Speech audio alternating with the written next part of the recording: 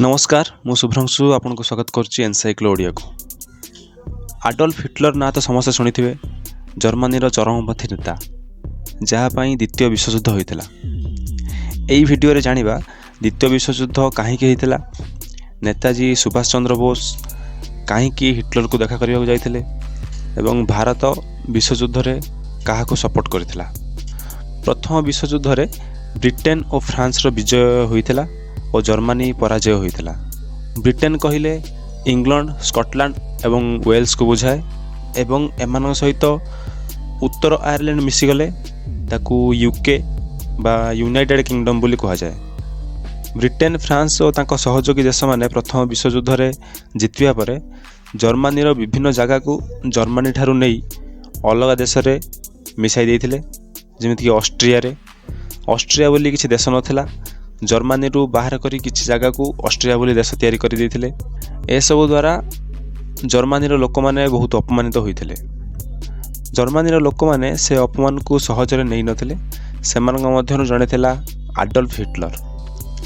प्रथम विश्वयुद्ध रे आडल्फ हिटलर जर्मनी तरफरु सैनिक भाव युद्ध करुथिला।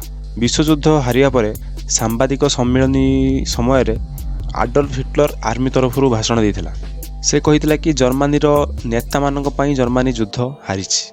हिटलर रो भाषण रे प्रभावित होई जर्मनी रो वर्कर्स पार्टी हिटलर को राजनीति रे जोग देबा को कहिथिले एवं हिटलर जर्मनी रो वर्कर्स पार्टी रे जोग देइथिला। पार्टी रे जोग देबा परे ब्रिटेन और फ्रांस ठारू प्रतिशोध नवा कथा ता भाषण रे कहिथिला।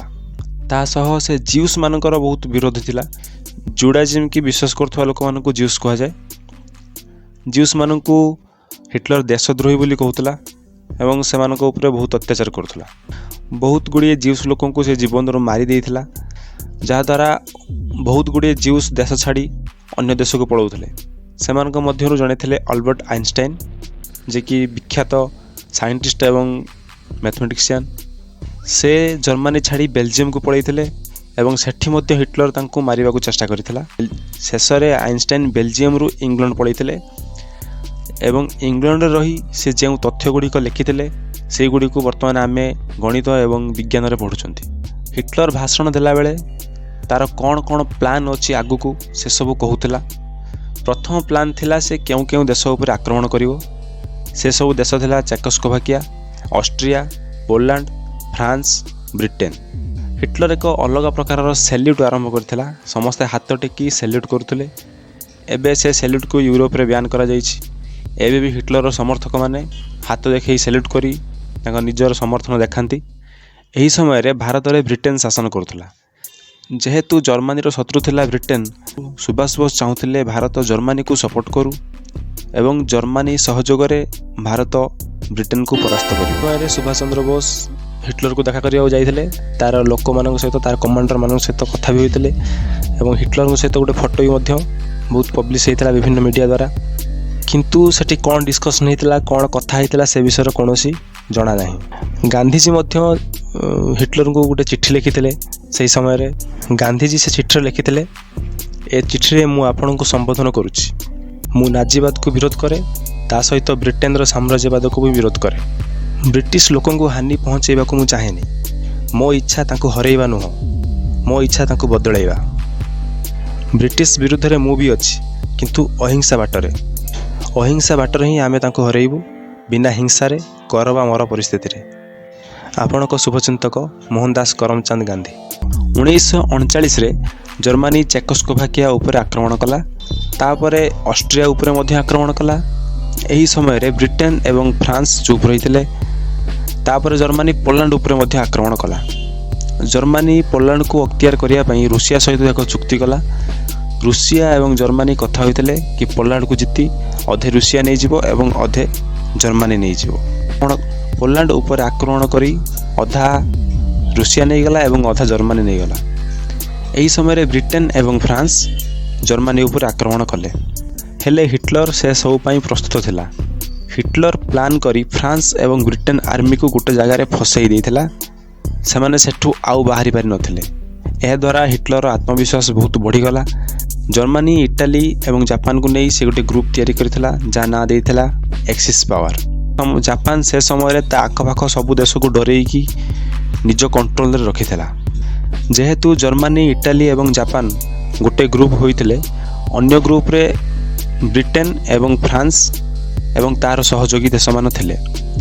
ସେ ସମୟରେ ଫ୍ରାନ୍ସ ଏବଂ ବ୍ରିଟେନ ଅଧିକାଂଶ ଦେଶକୁ ଶାସନ କରୁଥିଲେ, ଯେମିତିକି ଭାରତକୁ ବ୍ରିଟେନ ଶାସନ କରୁଥିଲା। ସେ ଦେଶଗୁଡ଼ିକର ଆର୍ମି ବ୍ରିଟେନ ଏବଂ ଫ୍ରାନ୍ସ ତରଫରୁ ଲଢ଼ୁଥିଲେ। ଭାରତକୁ ସେତେବେଳେ ବ୍ରିଟିଶ ଇଣ୍ଡିଆ ବୋଲି କୁହାଯାଉଥିଲା। ଜର୍ମାନୀ ଗୋଟେ ପରେ ଗୋଟେ ଦେଶ ଉପରେ ଆକ୍ରମଣ କରି ଚାଲିଥିଲା। ତାପରେ ସେ ନରୱେ ଏବଂ ଡେନମାର୍କ ଉପରେ ମଧ୍ୟ ଆକ୍ରମଣ କଲା ଏବଂ ତାକୁ ମଧ୍ୟ କ୍ୟାପଚର କରିଥିଲା। ତାପରେ ନେଦରଲ୍ୟାଣ୍ଡ, ବେଲଜିୟମ ଏବଂ ସମସ୍ତ ୟୁରୋପକୁ ସେ ଜିତି ନେଇଥିଲା। ୟା ପରେ ତାର ମୁଖ୍ୟ ଟାର୍ଗେଟ ଥିଲା ଫ୍ରାନ୍ସ। ଫ୍ରାନ୍ସ ବହୁତ ଶକ୍ତିଶାଳୀ ଦେଶ ଥିଲା। ହିଟଲର ଜାଣିଥିଲା ଫ୍ରାନ୍ସକୁ ସହଜରେ ହରାଇ ହେବ ନାହିଁ।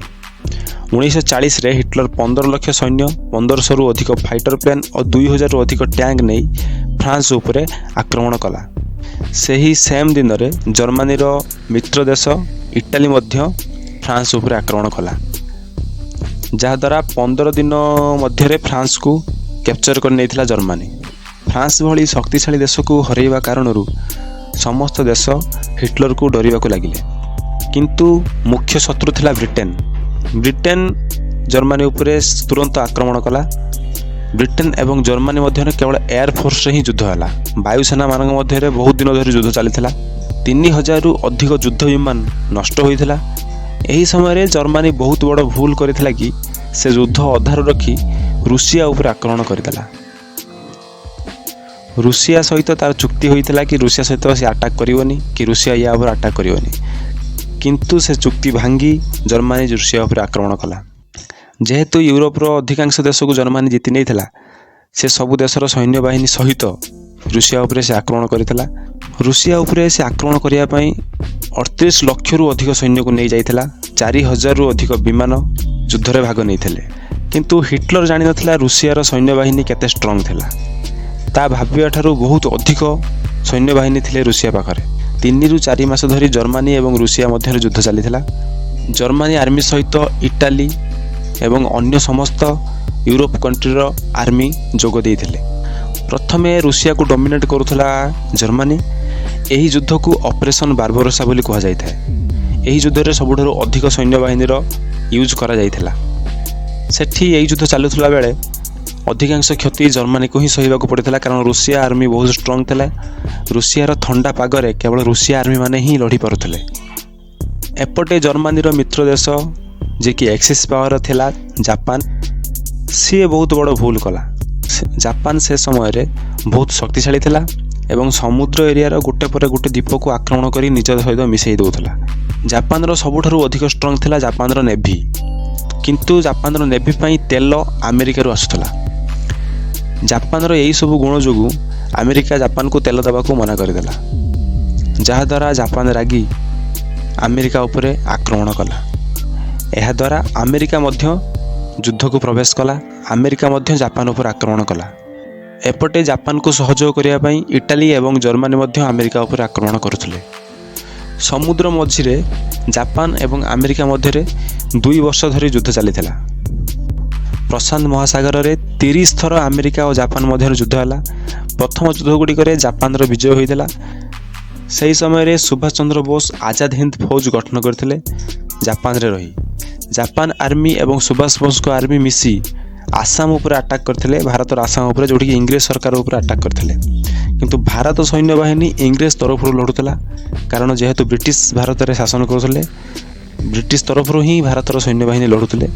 କିନ୍ତୁ ସୁଭାଷ ବୋଷ ଆଜାଦ ହିନ୍ଦ ଫୌଜ କରି ବ୍ରିଟିଶ ବିରୁଦ୍ଧରେ ଜର୍ମାନୀ ଏବଂ ଜାପାନକୁ ସପୋର୍ଟ କରିଥିଲେ। ଜାପାନ ଏବଂ ସୁଭାଷ ବୋଷଙ୍କ ଆଜାଦ ହିନ୍ଦ ଫୌଜର ଆର୍ମିକୁ ବ୍ରିଟିଶମାନେ ହରାଇଥିଲେ। ସେପଟେ ରୁଷିଆ ଏବଂ ଜର୍ମାନୀ ଯୁଦ୍ଧରେ 1 କୋଟିରୁ ଅଧିକା ସାଧାରଣ ଲୋକଙ୍କ ଜୀବନ ଯାଇଥିଲା। 5 ଲକ୍ଷ ସୈନିକ ଶହୀଦ ହୋଇଥିଲେ। ସେହି ସମୟରେ ଇଟାଲୀ ଇଜିପ୍ଟକୁ କବ୍ଜା କରିନେଲା, ଯାହାଦ୍ୱାରା ପୁରା ୟୁରୋପରେ ଏକ୍ସିସ୍ ପାୱାର ହିଁ ରାଜ ଚାଲିଥିଲା। 1942ରେ ବ୍ରିଟେନ ଯୁଦ୍ଧ କରି ଇଜିପ୍ଟକୁ ଇଟାଲୀ ଠାରୁ ମୁକୁଳେଇଲା। ବ୍ରିଟେନ ଏବଂ ଆମେରିକାର ସୈନ୍ୟ ମିଶି 1943ରେ ଇଟାଲୀ ଉପରେ ଆକ୍ରମଣ କଲେ। ତାପରେ ଜର୍ମାନୀ ଉପରେ ମଧ୍ୟ ଆକ୍ରମଣ କଲେ। ସେପଟେ ରୁଷିଆ ଆର୍ମି ଜର୍ମାନୀ ଆଡ଼କୁ ମାଡ଼ି ଆସୁଥିଲେ ଏବଂ ପଶ୍ଚିମରୁ ବ୍ରିଟେନ ଏବଂ ଆମେରିକା ମଧ୍ୟ ଜର୍ମାନୀ ଆଡ଼କୁ ଚାଲିଥିଲେ। 2 ଆଡ଼ୁ ଏକା ସହ ଆଟାକ୍ ହୋଇଥିଲା। ରୁଷିଆ ଆର୍ମି पूरा जीति जीति जर्मनीर राजधानी आड़क पलि आसते। जर्मनी 4 वर्ष तले फ्रांस को हरई निज कब्जा रखिथिला। प्रथम ब्रिटेन एवं अमेरिकार आर्मी फ्रांस को मुकुलैथिले। फ्रांस को मुकुलैया अमेरिका, ब्रिटेन, कनाडा आदि देशर एयरफोर्स, नेवी, आर्मी सबू एकासह अटैक करथिले। एही युद्ध को डी डे लैंडिंग बोली कहा जाए, जहाद्वारा दुई आड़ू एकासह अटैक को जर्मनी आर्मी प्रतिरोध करि पारि नथिला। शेष में हिटलर जानीपारा आउ ए युद्ध मु जीति पारि नहीं, तेणु से निजे ही आत्महत्या करथिला, जहाद्वारा जर्मनी सरेंडर कला। जापान एवं अमेरिकार युद्ध सेमती चलीथिला। 2 वर्ष धरी जापान एवं अमेरिकार युद्ध चलीथिला। सही समय अमेरिका तार एटम बम तैयारी करिबारे लागिथिला एवं शेष में रागी अमेरिका हिरोशिमा एवं नागासाकी उपरे एटम बम पकईथिला। नागासाकी बम रे 80,000 रु अधिक लोक मरी जाइथिले।